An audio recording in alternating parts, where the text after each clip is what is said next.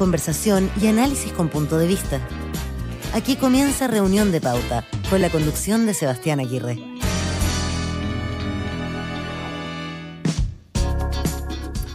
Seguimos adelante con la programación de Radio Pauta. Bienvenidos si ustedes se están sumando a nuestra sintonía, 7 de la tarde con 2 minutos, aquí en la 100.5 en Santiago. Comenzamos Reunión de Pauta. Si están en Antofagasta, en el 99.1, en Valparaíso 96.7, al igual que en Temuco y en Pauta.cl. A todos, bienvenidos a nuestra edición de Reunión de Pauta, nuestro espacio para analizar y conversar sobre los temas más importantes de esta semana. Tenemos un capítulo el día de hoy cargado, por supuesto, a la carrera presidencial. Desde distintos focos vamos a estar analizando lo que ocurre en estos días definitorios, pensando en lo que va a ocurrir el próximo domingo con esta segunda vuelta entre José Antonio Kast y Gabriel Boric. Ya vamos a estar analizando algunos detalles de temas vinculados a esta segunda vuelta. Pero antes, déjenme dar la bienvenida a nuestros panelistas que están junto a nosotros ya conectados. Susana Jiménez, ingeniera comercial, exministra de Energía y ex vicepresidenta de la SOFOFA, consejera de la entidad, está junto a nosotros aquí en Reunión de Pauta. ¿Cómo está, Susana? Muy bien, hola Sebastián. Gracias por acompañarnos. También está Jimena Clark, economista, exdirectora del Instituto Nacional de Estadísticas. ¿Cómo está, Jimena? Bienvenida. Hola, muy bien, gracias. Y nos acompaña también Juan Carlos Eijols, abogado, socio fundador de CLA Consulting y profesor de la Escuela de Negocios de la Universidad Adolfo Ibáñez. Bienvenido, Juan Carlos. Muchas gracias, aquí aprontándome para el debate en una hora más. Eso les iba a comentar, estaba viendo imágenes de la transmisión televisiva, comienza a las 8 el debate, así que ustedes terminando Reunión de Pauta pueden ir a ver ahí lo que ocurre en el debate presidencial en unos minutos. Ya llegó José Antonio Kast a las dependencias de TVN, donde se va a realizar este debate presidencial, la última instancia, segundo y último debate que tendrán ambos candidatos para convencer a los indecisos. ¿Y será ese el de los indecisos? Qué nerviosismo debe haber ahí. Yo me imagino que sí, mucha tensión también. Después del debate del día viernes, yo creo que quedó algo tenso el ambiente, sobre todo entre los dos candidatos y los dos comandos. De hecho, al cierre del debate de Archi, el viernes, hubo un intercambio de Gabriel Boric con José Antonio Kast. Al despedirse se dan la mano y algo le dice Gabriel Boric y José Antonio Kast le rebate algún punto, probablemente haya tenido que ver con la acusación que hizo José Antonio Kast respecto a este presunto abuso que habría cometido Gabriel Boric, la denuncia que estaba presentada en su contra, que fue el tema que después marcó de alguna manera, entre otros, el fin de semana en la carrera presidencial. Pero ya vamos a ir hablando de esos detalles. Oye, ¿y algo más tras bambalinas ahí, Sebastián, ya que tú estuviste? Cuéntanos alguna infidencia. Bueno, sí, estuve ahí en el debate representando a Radio Pauta entre los entrevistadores. Primera vez que tenía la posibilidad de participar en un debate, así que fue toda una experiencia personalmente, pero es entretenido ver lo que la transmisión no te muestra de las cámaras, de las caras, el lenguaje corporal que dice mucho. Y yo creo que los dos candidatos, esta es una interpretación súper personal, pero yo creo que los dos candidatos estaban muy incómodos, por razones probablemente distintas, pero no se les veía muy sueltos ni muy relajados participando en el debate. Esa fue la sensación que me quedó. Un José Antonio Kast con menos pila de la que uno le ve habitualmente, sobre todo en debates donde él saca a relucir varias de sus características y atributos positivos, ¿no? Y un Gabriel Boric que yo lo veía un poco tenso, quizás en algunos ratos un poco distraído también respecto a ciertos temas. Me dio la impresión de que los dos estaban muy cansados. Esa fue la sensación que me quedó. Los comandos se portaron súper bien en general, había buena relación entre los dos lados, intervenían lo justo y necesario, aplausos para los candidatos respectivos y no mucho más que eso. Pero sí, viendo a los candidatos fuera de cámara me queda esa impresión por lo menos de que había harto desgaste. Es que ha sido dura la campaña, yo no sé cómo lo ven ustedes, pero me da la impresión de que los dos están un poco desgastados. ¿Cómo vieron ustedes el debate, Archi, Juan Carlos, Jimena, Susana? Mira, yo no lo escuché, así que no puedo decir mucho. Vamos. No, yo escuché, pero como 1:10 por ahí, quizás. Ya. Harto. Y mira, yo comparto, yo creo que están muy cansados, pero más que un cansancio físico, yo creo que están cansados de los tipos de campaña. Sí. ¿No? Hay mucha acusación de campaña sucia, agresiva por redes, mucho fake news, entonces debe ser emocionalmente muy agotador, creo yo, ¿no? Concuerdo. ¿Susana? Sí, yo lo encontré muy buena la participación de Sebastián, hay que decirlo, muy buen entrevistador. Muchas gracias, Y, Susana.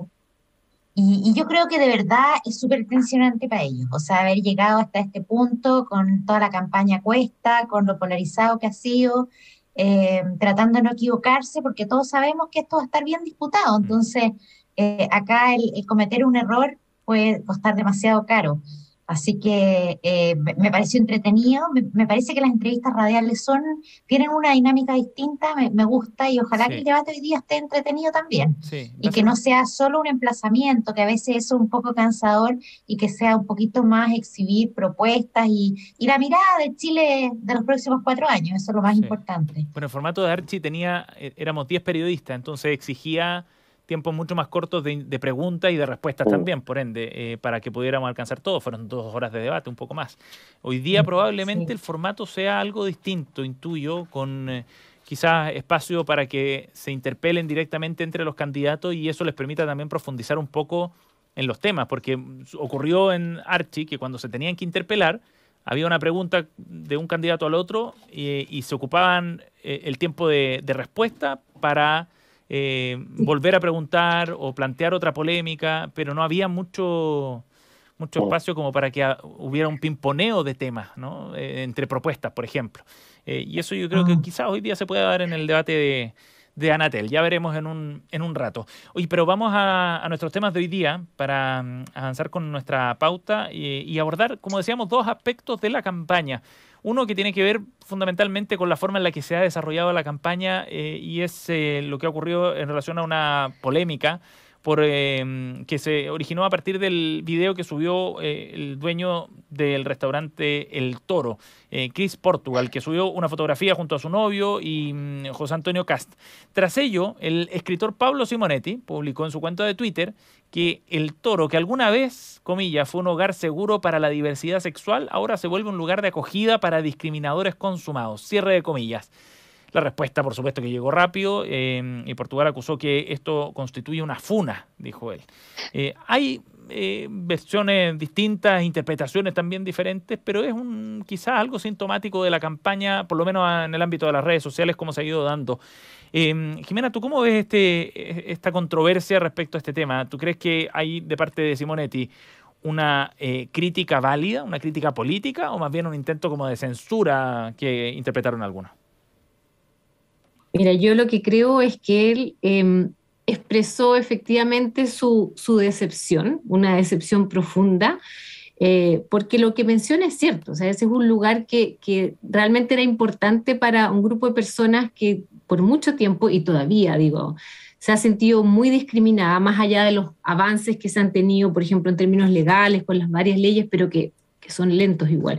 Pero además porque se le da el apoyo a una persona que ha estado en contra de todas las legislaciones que les ha intentado equiparar sus derechos, digamos, ¿no? A toda la comunidad LGBT, qué sé yo, TI, todo, gay, lesbianos, trans y todo eso. Entonces, ¿qué es lo que pasa? Que hay una reacción muy pasional, si uno quiere, muy de expresar un sentimiento, pero lamentablemente, él es una persona conocida, su opinión tiene un peso, y toda vez que él hace una expresión a través de redes sociales, que es una plataforma amplia y hoy día sabemos que además agresiva, en la práctica tal vez indirectamente sí se constituye una funa, una especie de funa, ¿no? Porque funa en el fondo es decir algo por redes sociales que de alguna manera denota o critica o expone a otra persona.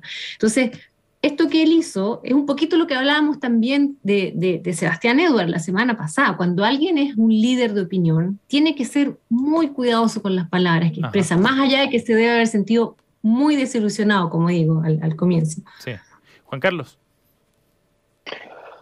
El tema ni siquiera terminó donde tú dijiste, ¿no, Sebastián? Porque hubo hasta dúplica, utilizando terminología legal, o sea, hubo réplica y dúplica, porque después Pablo Simonetti elevó más todavía el tono de la crítica, diciendo que esto era una operación política. El video que había armado el dueño del Toro posteriormente para explicar el por qué había apoyado a Cast. Para mí, A ver, yo conozco a Paolo Simonetti, tengo la mejor impresión de él, y me extrañó un poco la reacción, debo decirlo. Probablemente sabe cosas que yo no sé, pero para mí esto es un síntoma de la polarización política a la que estamos llegando. O sea, el tono va subiendo y subiendo y subiendo. De todas maneras, ¿no es cierto?, en la primera declaración de Paolo Simonetti hay, a menos que él tenga información de nuevo que yo no tenga o que no sea pública, hay un prejuicio.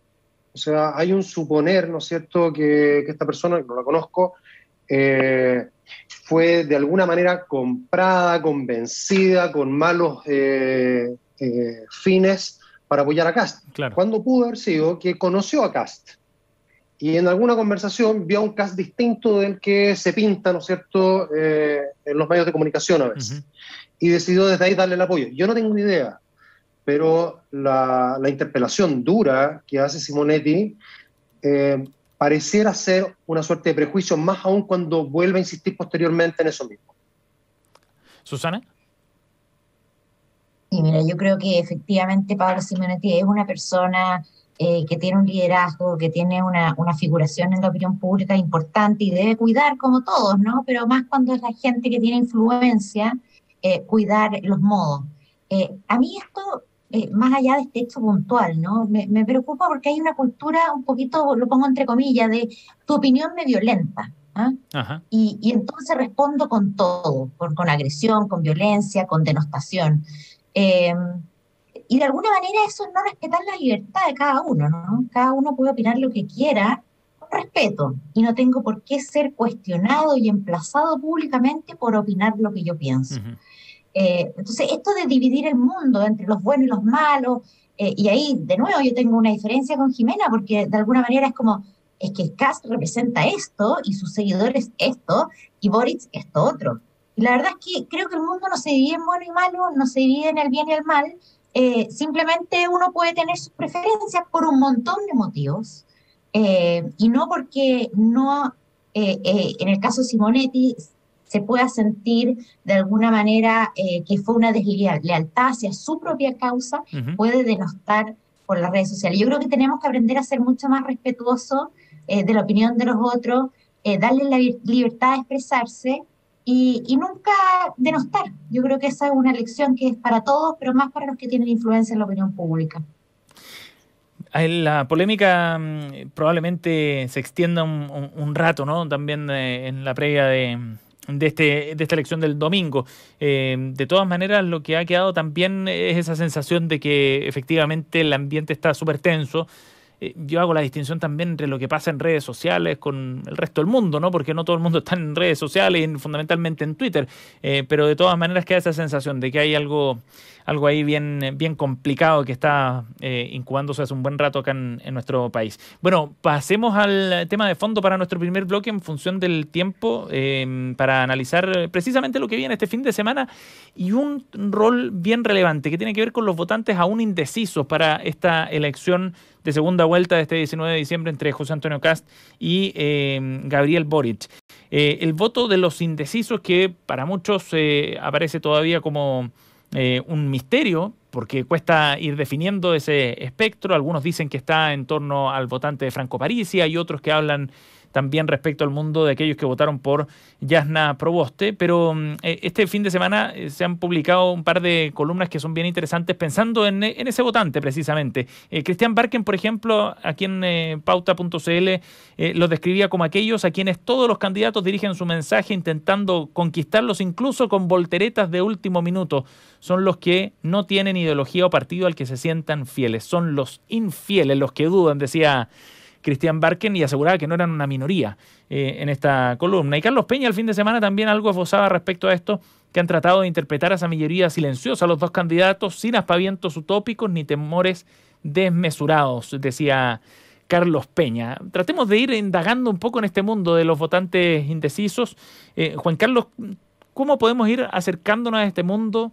¿Cuán importantes crees tú que efectivamente van a ser en esta elección del domingo, Juan Carlos? Poco, esa es la verdad. Yo creo que justamente en las columnas de Peña y de Barken se exagera la importancia de esta mayoría silenciosa. Ajá. En estricto rigor, si uno piensa, la gente que votó por Boric o por Kast en la primera vuelta representa más o menos el 25% de la gente con derecho a voto. Entre ambos sumaron un poquito más del 50%, 47% de la gente votó, es más o menos un cuarto de la gente con derecho a voto quienes votaron por ellos. Por tanto, hay un 75% que no votó por ellos. Y uno diría, bueno, ese 75% aquí inclina la balanza. Pero no tenemos idea de quién es ese 75%. Claro. Y lo que ocurre, ¿no es cierto?, es que al final del día, los que tienen opiniones más marcadas en los hechos empiezan a instalar un poco las corrientes desde las cuales se produce y se va generando la opinión pública. Y en este caso, por quienes son los candidatos que representan un poquito más los extremos y no el centro como era antes, lo que estamos viendo es no una tendencia a la moderación, que es lo que esa mayoría silenciosa supuestamente traería, y yo lo creo, sino que por el contrario, una tendencia a la cada vez mayor polarización. Lo que hablamos respecto de recién, de Paulo Simonetti con Portugal, es una manifestación de esto. Vamos a seguir hablando de esto más adelante. Todo lo que yo estoy viendo son signos de mayor polarización y por lo tanto no creo que esa mayoría silenciosa vaya a ser tan fuerte o vaya a tener un peso en llevar a los candidatos a moderarse. Se han moderado un poquito desde lo políticamente correcto, desde decir ciertas cosas, pero cuando tú ves, ¿no es cierto?, lo señalaste respecto a lo que pasó ahí en el debate del viernes, probablemente lo vamos a ver hoy día de nuevo. Cuando tú los ves un poco más sueltos, es polarización, están en posiciones muy contrarias uno a otro y eso está arrastrando a cada vez más gente en la población chilena, creo yo. Ajá. ¿Susana? Fíjate que yo creo que al revés, yo de verdad sí creo que esta mayoría silenciosa va a definir la elección. Creo además que hay mucha gente, no solo en Chile, sino que es una tendencia mundial a definir el voto en último minuto. Fíjate que en el caso de España, leía que el 18% de los votantes decidió su voto durante la misma jornada electoral, decía un consultor español, Antonio Gutiérrez, mientras que en diciembre del 2019 este porcentaje era del 12%, o sea, había un porcentaje importante de gente que decide el mismo día. En el caso de Alemania, que hubo elecciones también en septiembre de 2021, la Frankfurter Zeitung, que es un periódico alemán, decía que 4 de cada 10 personas que planeaban votar el domingo 26 de septiembre no habían elegido partido a 6 días antes de la elección. O sea, lo que quiero decir es que lo que estamos viendo en Chile no es muy distinto a lo que pasa en el mundo. Y pasa porque efectivamente una mayoría de personas menos politizadas, y probablemente más pragmáticas, que orientan sus votos de acuerdo a asuntos más concretos y menos ideológicos que aquellos que de alguna manera estamos más involucrados en el debate político y por lo tanto probablemente nos cuesta más tomar una decisión distinta a la que ya tenemos asumida previamente. Ajá. Jimena, ¿tú crees que estos indecisos van a ser relevantes en el escenario fundamentalmente en el que estamos hoy día, ¿no? Con José Antonio Kast y Gabriel Boric y lo que representa cada uno? Mira, yo creo que hay menos gente indecisa de la que creemos. Creo que la gente tiene más o menos definido, no todos, pero un porcentaje que no es tan pequeño, pero no se atreven a decirlo. Ajá. Estamos tan polarizados, estamos ya, y esta última semana yo creo que va a aumentar el nivel de confrontación, que sencillamente y tienen legítimas dudas, porque además tenemos que tener claro, hoy día tenemos 2 minorías que son de 2 extremos, uno, en mi opinión, es más extremo que el otro, ¿no? Que Boris, sí fueron, no, pero que sí fueron moderando un poco sus posturas y sus relatos, ¿no? Pero eran originalmente minoría, entonces existe efectivamente una mayoría de centro que quedó de alguna manera huérfana, ¿no? Y yo diría agotada de haber visto cómo no se renovó la política en los últimos 10 años y cómo mientras una coalición fue, oposición, no fue capaz de levantar liderazgo y después pasó lo mismo con la otra y terminamos con 2 personas a las cuales uno no es que vote por ellas, sino que vota en rechazo a la otra persona, ¿no? Entonces, a los candidatos. Yo creo que eso se está dando harto y por supuesto la gente no lo revela. A mí lo que me interesa, y bueno, hay gente que va a votar nulo o blanco, ¿no? Y la verdad, uno entiende esa postura. pero yo siento que la gente debiera tomar una decisión, aunque sea el último día, porque en el fondo en la vida uno siempre se enfrenta a situaciones que hay que tomar decisión. Es súper cómoda la postura de voto en blanco, ¿no? Entonces yo no me hago cargo de quién salga. ¿Pero lo dices en general o por esta elección en particular, Jimena? No, es que en esta elección en particular, como está todo tan polarizado, quien sea que salga va a tener un gobierno complejo, ¿no? Más allá de que, bueno, en buena hora el Congreso está bien equilibrado, entonces no es que todo vaya a ser un descalabro, pero va a ser muy difícil llevar a cabo las políticas que están proponiendo, ¿no? Entonces, si se avanza poco, claro, siempre está la tentación de decir yo no voté por este gobierno o yo no legitimo a este gobierno, y eso es algo que no debería pasar, ¿no? Entonces, esa es mi opinión respecto a este grupo grande de gente que todavía no dice que por quién vota o en principio no define. Hay que, Juan Carlos. O sea, yo haría una distinción acá. O sea, por definición, desde el punto de vista estadístico, quienes van a definir la elección son aquellos que no votaron ni por Kast ni por Boric en la primera vuelta, que estaban bastante empatados. Eso esto es estadística, ¿no? El tema, ¿no es cierto?, es si esa gente que no tiene una posición tan clara respecto de Boric y Kast va a ser incidente posteriormente para moderar un gobierno de uno o de otro. Y eso es lo que yo creo que no va a pasar. Yo creo que estamos enfrentando un clima de mayor polarización. Esto es como lo que ocurrió en Estados Unidos, que hoy día lo vemos súper polarizado, pero en los inicios, así estamos hablando 15 años atrás, no estaba tan polarizado. Una de las cosas que polarizó a Estados Unidos fue el Tea Party. Es decir, grupos radicales, ¿no es cierto?, que se movilizan, que son minoritarios, pero que tienen una voz que al final pesa más que las grandes mayorías. Entonces, la pregunta que yo me hago es, ¿esas grandes mayorías, un poco más moderadas, después de la elección presidencial, van a terminar pesando en la agenda pública más que aquellas minorías que se movilizan en la calle o en redes sociales? Yo creería que no. Yo creo que esas minorías van a seguir pesando más y van a seguir polarizando a Chile, a menos que realmente tengas un presidente con una fuerza política enorme, enorme, que tienda a la moderación y al acercamiento de posiciones, pero no lo hemos visto. Es que aquí es justo donde hablamos de la capacidad de la gobernabilidad que puede ofrecer uno u otro candidato, ¿no? La capacidad de generar acuerdos, la capacidad de generar consenso. Y como si esto fuera poco, tenemos otra incertidumbre, que es qué es lo que se va a proponer como sistema político cuando la convención haga su propuesta, que independiente que no empiece inmediatamente en el evento que se aprueba y todo, sí va a sentar ciertas bases y va a facilitar eventualmente llegar a ciertos consensos, o al revés, va a complejizar mucho más eso. Entonces, hay varias variables que uno en este momento no está controlando, pero de todas maneras, lo clave es alguien que pueda generar estos consensos, ¿no? Saber escuchar, saber dialogar y todo eso. Déjame agregar una cosa muy corta en relación, para sumarme a lo que está diciendo Jimena en relación a la convención constituyente, que de nuevo yo creo que pareciera que estaría un poquito más moderada por la votación del Parlamento, pero leanse hoy día la columna de Bernardo Fontaine en el A2 del Mercurio, y cuenta un poquito de cosas de dentro, y dice: 2/3 de los constituyentes no estuvieron dispuestos a discutir siquiera el principio que el Estado está al servicio de las personas, que es algo que está en la actual Constitución.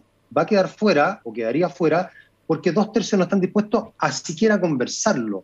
Y después cita a Marcos Barraza diciendo, dentro del seno de la Constitución, de la Convención, hay que moderar la retórica, pero en el debate hay que procesar los contenidos transformadores que ha mandatado el pueblo de Chile. Es decir, se siguen arrogando, ¿no es cierto?, la representación del pueblo de Chile, pese al cambio en la tendencia que se expresó en la parlamentaria.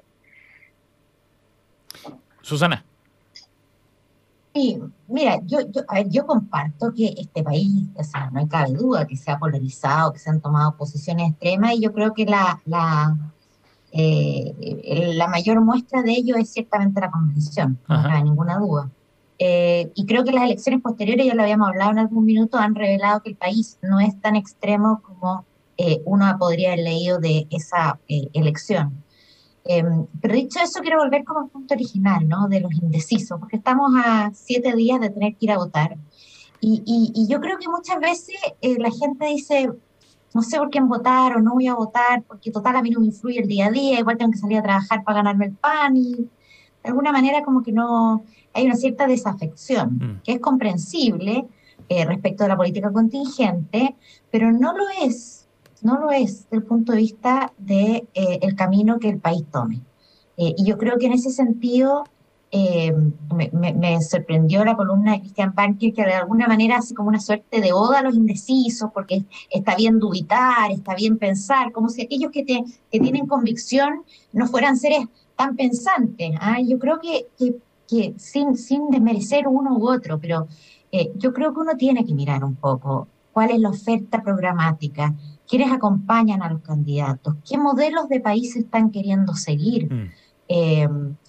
Y la verdad es que el país puede ir, y no quiero con esto hacer una manifestación de preferencia política, pero podemos seguir caminos radicalmente distintos con una u otra opción. Por lo tanto, aun cuando alguien se sienta huérfano de representación, sí bien vale la pena pensar el país que queremos y el país que le vamos a dejar a las futuras generaciones, ¿Susana? Y tomar una decisión informada, o sea, votar en blanco, votar nulo. Sí. Creo que no es el camino, creo que hay que pensarlo muy bien y más allá de mi día a día, el país que queremos construir. Susana, y antes de irnos a la pausa, una última pregunta para los tres, pero partamos contigo. Respecto al rol que puede tener el debate, ¿tú crees que podría de alguna manera dar señales para ese mundo en particular, el de los indecisos, el debate de hoy día entre Kast y Boric? Sí, bien claro y conciso. Yo creo que el debate es crucial y probablemente defina la elección. Así que por eso yo hablaba al principio del nerviosismo de los candidatos, que no pueden equivocarse, ninguno de los dos, porque hoy día es una elección muy reñida. Y el debate, ya sabemos, la gente lo ve, la gente lo evalúa, y yo creo que sí, todo ese mundo indeciso puede tomar una decisión en base a ello. ¿Jimena? No, yo no. Yo me desilusioné de los debates. La última vez estaba como muy ilusionada, esperando de ver si es que lo que uno percibía como grandes ganadores o no se daba y no se dio. Yo creo que la gente tiene su decisión tomada. No sé si la gente mirará mucho el debate, porque además suelen ser muy confrontacionales los debates por televisión.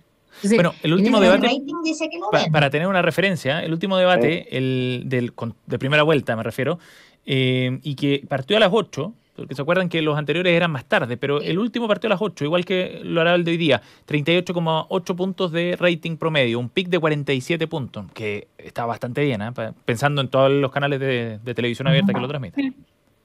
Y no solamente eso, sino que varios de los estudios ahí de encuestas dijeron que tuvo un efecto, particularmente en Sichel, ¿no es cierto? Que eventualmente Sichel en ese debate ganó 2 puntos. Ajá. Obviamente no fue suficiente para remontar la diferencia que había. No sabemos exactamente cuál es la diferencia hoy día entre Boric y Kast, gracias, entre otras cosas, que tenemos esta prohibición de publicación de encuestas 15 días antes de las elecciones, que es un ridículo total, pero lo que estaba mostrando las últimas encuestas es que se venían acercando. Por lo tanto, si hay 2 puntos de diferencia entre ellos, quizás el debate, tomando en cuenta la experiencia anterior, puede incidir. Yo creería que sí. Vamos a ver cómo lo enfrentan los candidatos, ¿no? Gabriel Boric y José Antonio Kast. ¿Cuál es la estrategia que despliegan también? Eso puede decir mucho sobre la importancia que tenga este debate que transmite la televisión abierta a partir de las 8. Estamos aquí en reunión de pauta junto a Jimena Clark, Susana Jiménez y Juan Carlos Aijos. Nos vamos a ir a una pausa, 7:30. Al regreso estaremos revisando las noticias coladas, las propuestas de temas de nuestros panelistas. Antes de eso queremos invitarlos al trabajo de Pauta y la Facultad de Comunicación de la Universidad de los Andes. Nos unimos para crear Watchdog Pauta. Es un servicio de fact-checking con muy buen olfato. Cada viernes en todas las plataformas de Pauta. Y para sacar el máximo provecho de tu empresa y sus servicios es fundamental contar con el software correcto. En Anholster pueden ayudarte a definir, diseñar y construir soluciones tecnológicas que evolucionan y crecen junto a tu negocio. Más información en anholster.com. Nos vamos al corte y volvemos. En Maternidad de Clínica Red Salud Santiago estamos comprometidos desde el día 1. Desde el comienzo, parto contigo. Descubre más sobre nuestra área de maternidad en Clínica Red Salud Santiago. Clínica Red Salud, mejor salud para Chile. En Principal, sabemos que al invertir buscas diversificar tu portafolio con la mejor selección de fondos internacionales, aprovechando importantes beneficios tributarios. Por eso te invitamos a invertir tu APB en el extranjero a través de nuestra plataforma guiada de inversiones. Descubre todos sus beneficios en Principal.cl. Principal, experto global en inversiones. La rentabilidad es fluctuante, por lo que nada garantiza que las rentabilidades pasadas se mantengan en el futuro. Tú sabes que hay muchos ingenieros especialistas, ¿verdad? Ingenieros industriales, ambientales, comerciales, informáticos, agrónomos. Y sabes que hay muchos bancos, pero hay bancos y bancos. Banco Internacional es un banco especialista, con soluciones precisas y a la medida. Porque si de tu empresa se trata, es tu mejor elección. Banco Internacional, expertos en banca empresa. Contáctanos en bancointernacional.cl o al 600-363-5000. Infórmese sobre la garantía estatal de los depósitos en su banco en www.cmfchile.cl. No hay un solo tipo de persona ni una forma de vivir. Son nuestros quiero los que marcan la diferencia. La posibilidad de soñar y elegir entre un viaje y una aventura, entre ahorrar y atreverse, entre un lugar para dormir y un hogar, entre estar asegurado y sentirte seguro. Porque eso que quieres está en ti, en Grupo Security te estamos escuchando para que tú elijas cómo convertir tus quiero en puedo. Conoce nuestras 7 empresas en security.cl. Grupo Security. ¿Quieres? Puedes. Para sacar el máximo provecho de tu empresa y sus servicios, es fundamental contar con el software correcto. En Anholster podemos ayudarte a definir, diseñar y construir soluciones tecnológicas que evolucionan y crecen junto a tu negocio. Más información en anholster.com. Todas las tardes, de lunes a viernes a las 8 p.m., Christian Warnken nos invita a pasear con él y con sus invitados en su jardín. Media hora de conversaciones y reflexiones. Una invitación a regalarnos una pausa en medio del tráfago de todos los días. No dejes de escuchar los sonidos y palabras de Desde el Jardín en Radio Pauta. Cada día hay mucha información. Pauta te entrega un resumen informativo con lo que debes saber para estar al día en las noticias más relevantes. Suscríbete en pauta.cl a un newsletter que puedes recibir a primera hora y al final del día. Pauta. Hablemos de verdad.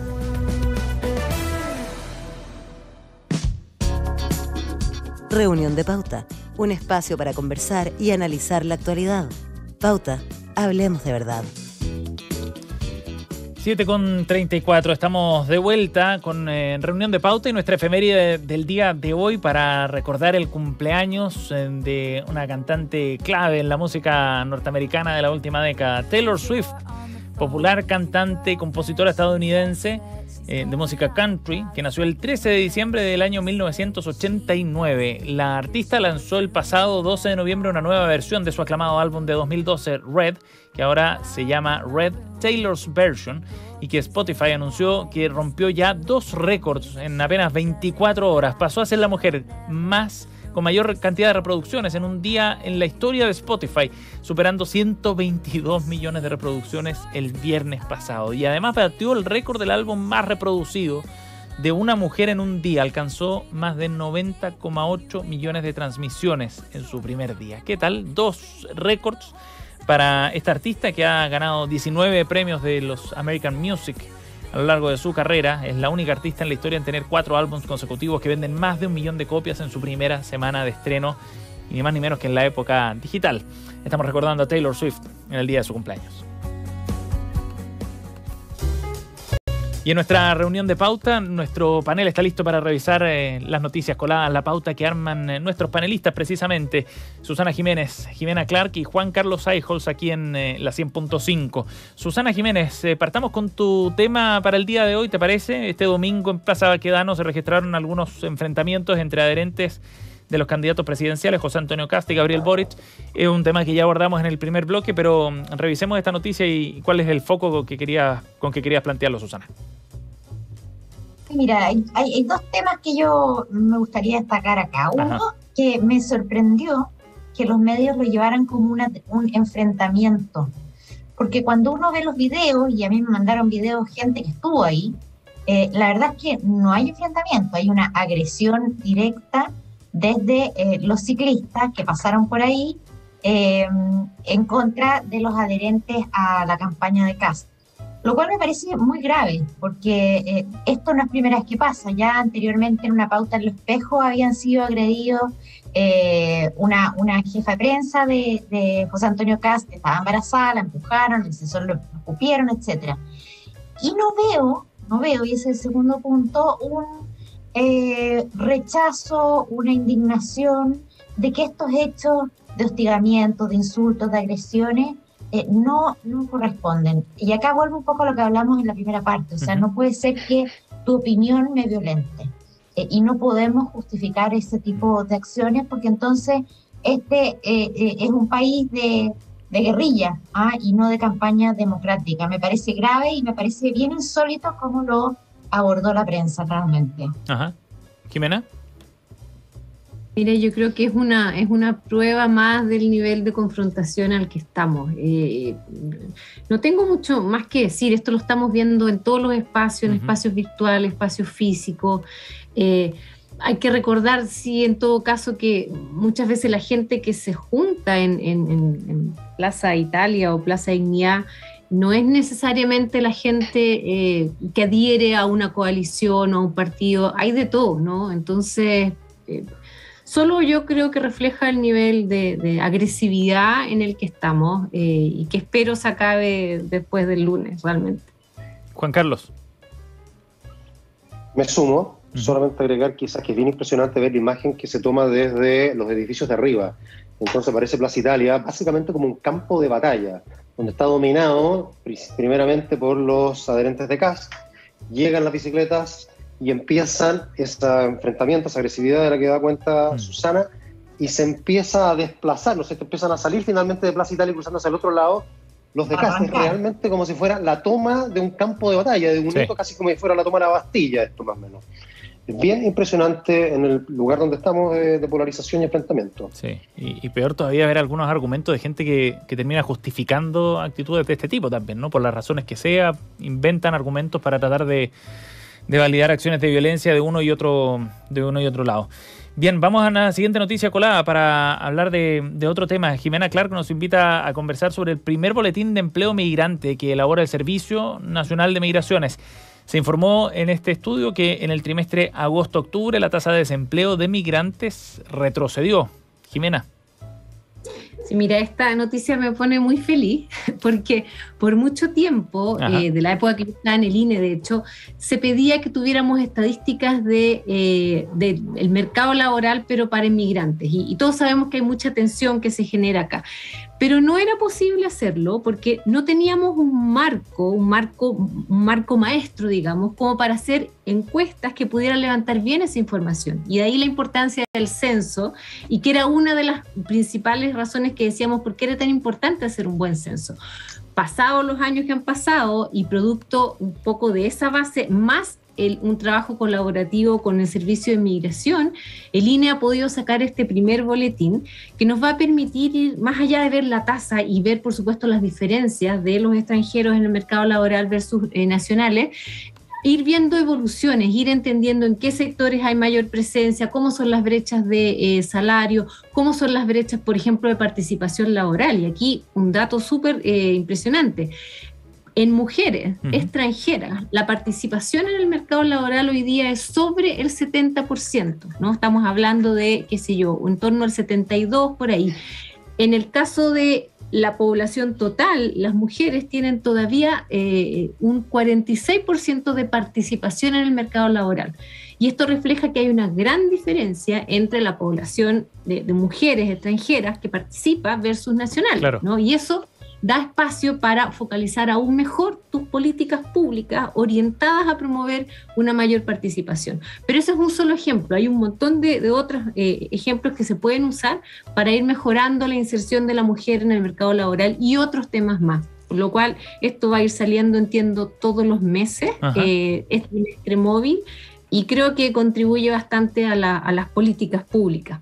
Y lo hace el Servicio Nacional de Migraciones, ¿cierto?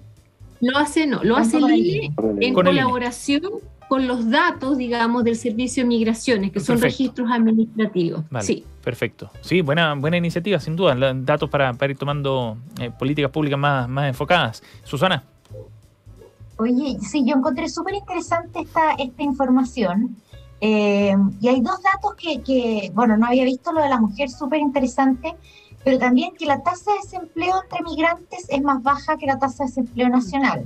Y eso evidentemente es consistente con que los migrantes vienen, Chile es muy lindo y todo, pero vienen porque buscan oportunidades de trabajo, ¿cierto? Claro. Y por lo tanto no es sorprendente que de alguna manera su participación en el mercado laboral sea mayor. Y el otro dato que me pareció bien relevante es el alza increíble en la ocupación informal. Y eso es complejo por dos cosas. Uno, porque han habido malas políticas públicas y hay que reconocer ahí el que sean alentados por autoridades como la alcaldesa de Santiago al comercio informal no es algo bueno. El trabajo informal es más precario, es complejo y es una competencia de alguna manera desleal con el comercio establecido, que paga sus impuestos, etcétera. Y lo otro que no me consta, pero que me lo han comentado, es que también hay suertes de mafias de comerciantes. O sea, no es que cada uno de esos puestitos que se ponen compra sus propias cosas, sino que hay como mayoristas, si uno pudiera llamarlo así, sí, claro, y que tiene este conjunto de comerciantes que corren el riesgo de ser pillados, de ser multados, y que al final es una realidad bien compleja laboral, ¿no? Bueno, en Estación Central hace poco hubo un reportaje de Chilevisión mostrando precisamente una mafia, un grupo que se tomaba el espacio público ahí en Estación Central, en la Alameda, y arrendaba los espacios. Efectivamente, llegaba un camión en la mañana, un camión 3/4, bajaba algunas carpas, tenían algunos inmigrantes también contratados para desplegar los toldos y cobraban por instalarse en ese lugar. Y un problemazo, porque ha habido muchas denuncias y muy pocas posibilidades de terminar con ese comercio informal, ahí en esa zona por lo menos. Juan Carlos. Un par de datos adicionales también que estaban dentro de este mismo estudio, ¿no? Sí. Que a esta altura pueden llamar la atención a varios, ¿no? 8% de la población ya es extranjera en Chile. Es un dato no menor, sí, ¿no? Como ha crecido muy fuertemente en los últimos años, hace no demasiado tiempo era el 2%, hoy día es el 8%, y la fuerza laboral está representada en un 11% por extranjeros. O sea, básicamente 1 de cada 10 personas que trabajan son extranjeros. Bien interesante. En ambos casos, chilenos y extranjeros, ha disminuido levemente el desempleo, pero básicamente a costa, como lo estamos diciendo ahora, de un aumento en la ocupación informal. Yo creo que es interesante ver qué es lo que va a pasar ahora con el término del IFE. El IFE en general ha favorecido más a chilenos que a extranjeros, porque tienen, ¿no es cierto?, están dentro de los registros que le permiten acceder a ellos. Vamos a ver si al aumentar el IFE, entonces empieza a aumentar el empleo formal de chilenos, cómo va a afectar eso a los extranjeros, qué tipo de conflicto esto va a generar adicionalmente. Así que no es menor lo que puede pasar de enero en adelante. Oye, un comentario a lo que dice Juan Carlos, perdona Jimena, pero mira qué interesante, el 11% de la fuerza laboral son extranjeros y la ley chilena para la gran mayoría de los sectores pone cuotas de participación de extranjeros en las empresas, que en algunos casos es 15%, en otros más estrictos como en la pesca que es 10%, o sea, somos un país que ha cambiado, por lo tanto ese tipo de normativa debiera ser revisado. Cierto. Jimena. Sí, yo comparto esto último, efectivamente eso debiera cambiar y además es diferente por sector, entonces también hay que tomar en cuenta eso. Pero en términos de informalidad, yo quiero aclararles lo siguiente. La tasa de informalidad de los extranjeros es un 28%, la tasa de informalidad de toda la población es un 28 y tantos por ciento, ambos son 28 y tantos por ciento. Ajá. Esa es la misma tasa que teníamos antes de la pandemia, ¿ya? Y luego decirles que cuando uno habla de informalidad, no solamente se refiere al que está vendiendo en la calle en situación muy precaria, sino que evidentemente incluye al que no tiene contrato, pero también al que no tiene protección social, es decir, un contrato a honorarios, por ejemplo, califica como, digamos, que no se paga cotización ni salud ni de previsión, califica como informal, ¿no? Entonces, eso es lo mínimo de lo mínimo en términos de definición. Entonces, efectivamente ahora vamos a ver qué pasa con esa tasa de informalidad, que en la pandemia, como estábamos todos encerrados en el peor momento, bajó a 22%, pero eso fue solo porque la gente se tuvo que encerrar. Y hoy día recuperamos los niveles previos y vamos a ver qué pasa ahora con todo lo que el IFE y qué sé yo, todo lo que viene, ¿no? Pero ya estamos en niveles previos a la pandemia y eso es algo que a veces no nos damos cuenta, que en nuestro país hay un nivel de informalidad bien considerable. Sí, que no tenía que ver solamente con las circunstancias. Está bueno el dato. Interesante en todo caso seguir esta estadística del Servicio Nacional de Migraciones junto al INE. Vamos a la última noticia con Juan Carlos Aijos nos invita a hablar sobre una política que se está adoptando en Nueva Zelanda, que que ha presentado un plan para eliminar el consumo de tabaco y que implica una serie de restricciones, Juan Carlos, que son bien llamativas, una ofensiva bien fuerte. Sí, esto es bien notable. Nueva Zelanda es un país que ha sido básicamente exitoso en ir disminuyendo los índices de ingesta o fumar tabaco. Es bajo, pero quieren ir más allá. Entonces establecen una prohibición, literalmente, pero no todo el mundo, sino que es una prohibición a los que hoy día no fuman, supuestamente, que son menores de 15 años. O sea, hasta 15 años usted no puede fumar. Cuando cumpla 16 tampoco puede fumar, cuando cumpla 17 tampoco. Es decir, voy a ir subiendo año a año con la generación.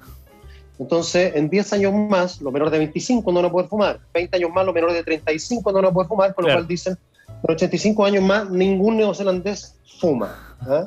¿Compra cigarro o fuma?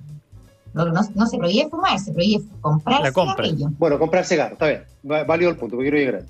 No vas a poder comprar cigarros, ¿ya?, en el mercado legal. Desde luego, la posibilidad de que esto funcione no es clara. Siempre en este tipo de casos funcionan mercados negros.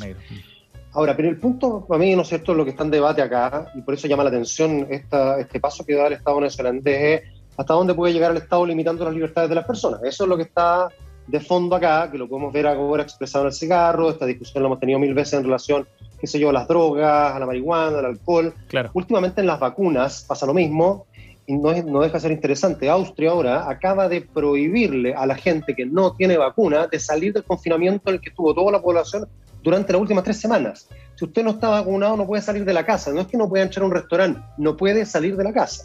Mira lo fuerte de esto. Entonces, de nuevo, la pregunta es hasta dónde puede llegar el Estado limitando las libertades de las personas. Y aquí nos vamos a encontrar con las posturas extremas de libertarios que dicen no puede establecer ninguna limitación, y aquellos que no tienen ningún empacho en permitirle al Estado establecer todas las limitaciones que quieran.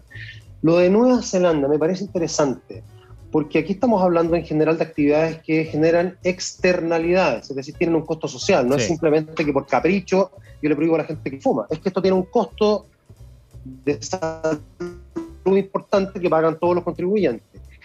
Interesante, una medida de largo plazo que está afectando hoy día a quienes no fuman y que eventualmente va a afectar a quienes potencialmente, a medida que vayan aumentando su edad, podrían haber fumado.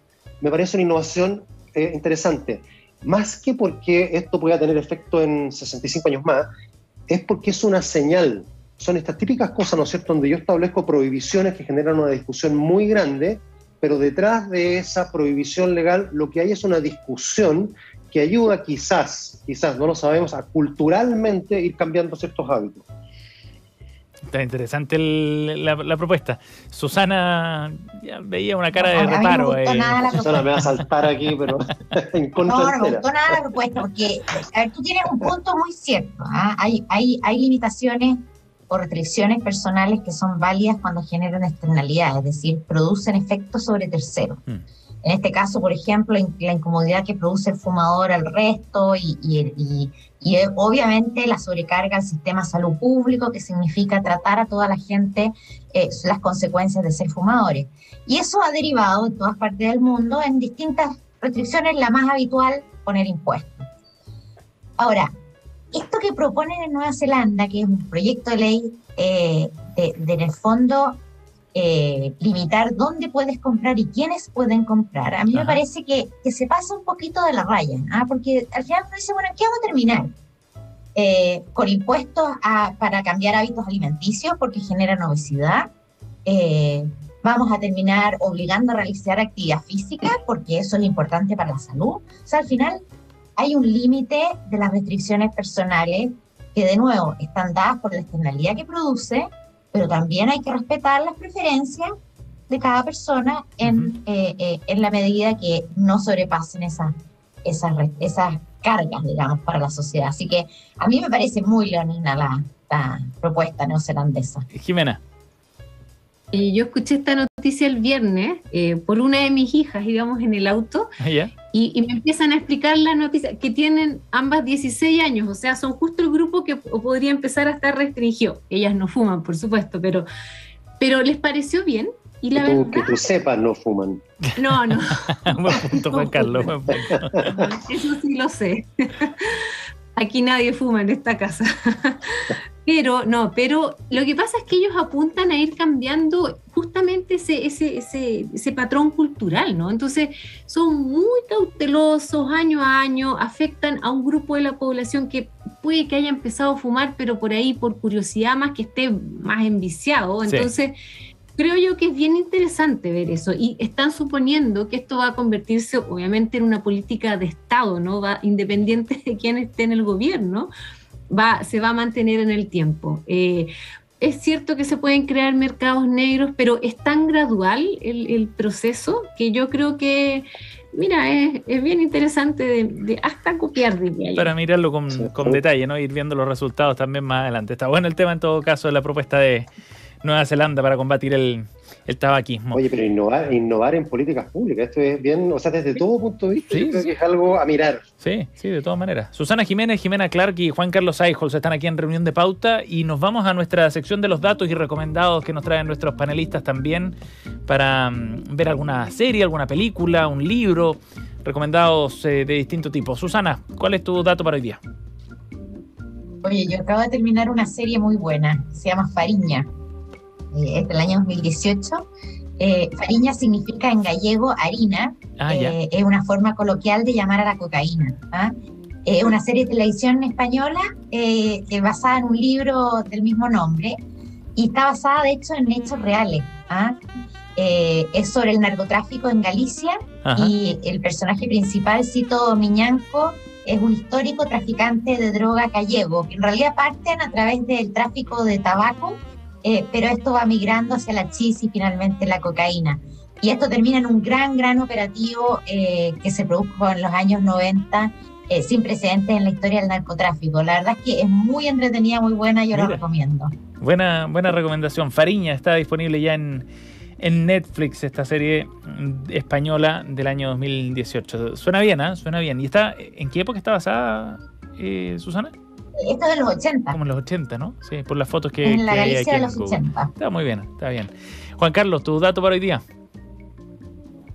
Hay una cosa que me llamó la atención. La Forbes Chile, la revista Forbes Chile, su página de internet, publicó qué es aquello más buscado por los chilenos en Google durante el año 2021. ¿Ya?